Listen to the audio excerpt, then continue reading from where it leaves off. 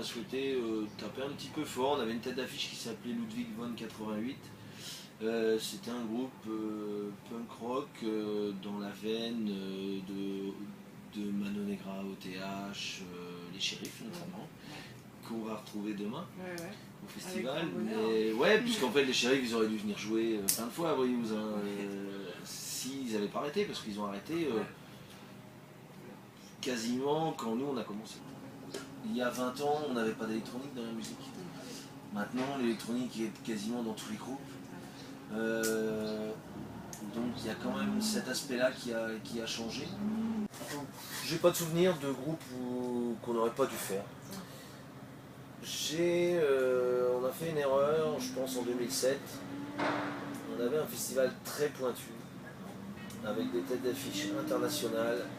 Je pense à The Blue Down, je pense à... Qu'est-ce qu'on avait cette année-là? On avait pas mal de groupes étrangers.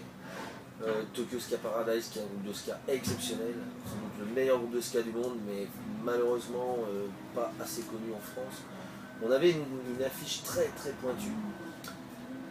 Et là, ouais, je me suis dit qu'en fait il fallait quand même rester sur des choses pas grand public, mais plus populaires dans notre région. Oui, c'est aussi comme ça, voilà, au travers des concerts, au travers de différents contacts, on demandait à rencontrer les groupes pour les interviewer, à faire un petit peu de presse.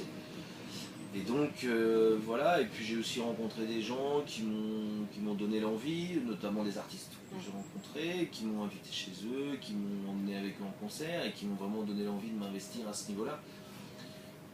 J'aime beaucoup la musique, mais je ne suis pas du tout musicien. Ah, c'est ce que j'avais demandé. Pas du tout. Et donc ça a été aussi un peu ma manière de m'investir dans ce milieu. N'étant pas musicien, j'avais envie de... Si, j'avais une petite expérience dans un groupe qui n'a pas été très concluante, on va dire. Qui est pas passé sur scène. Ah non, heureusement.